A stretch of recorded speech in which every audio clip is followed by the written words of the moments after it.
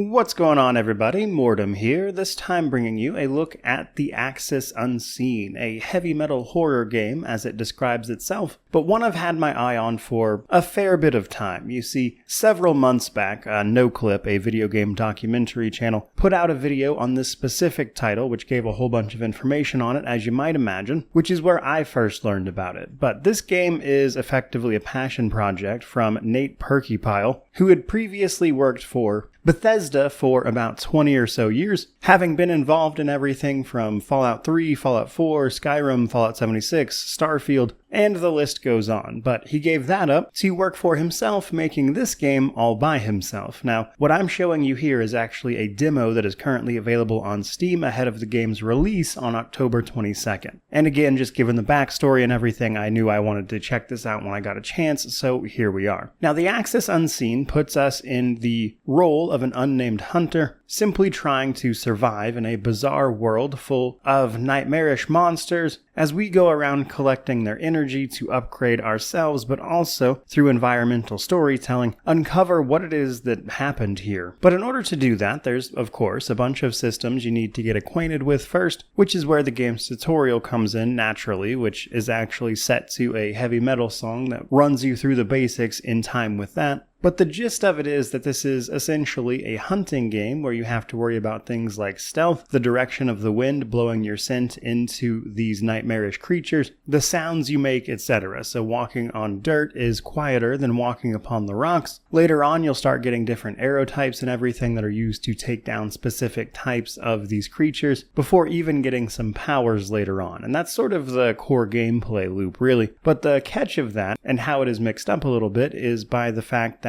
these creatures can also hunt you. You also leave tracks and everything, and your scent, of course, that these twisted animals can latch onto and track you down in a sort of prey versus predator manner. Now, in order to make that more interesting, there is a variety of different difficulty levels, including like permadeath options if you want to try to do everything in one run. But while that's obviously the core bit of gameplay, there is more to it, namely in the form of going around exploring and finding various upgrades and information. So first of all, you can find journals and everything that will slowly unravel the story, but also more useful things like certain skeletons will have runes on them that you can go up to, and they will expand things like your inventory. You'll be able to find those different arrow types that I mentioned, or even get powers. Now, some of this is like the magical ability to throw up rocks and an attempt to block the path of some of these creatures, or more subtle on-screen indicators like, say, scent trails of those enemies, for instance. But there's a few other things I want to mention about that. For starters, most of the information about your character is all done as seamlessly as possible through visual indicators rather than like a big glaring UI. Meaning that like how many arrows you have left, the direction of your scent, etc. is all handled by, say, lifting up your character's arms and counting them, or seeing which way this ribbon is blowing, or the visual indicators on your bow itself, or tattoos indicating your health and the like, which I think adds a little bit of important immersion for a game like this.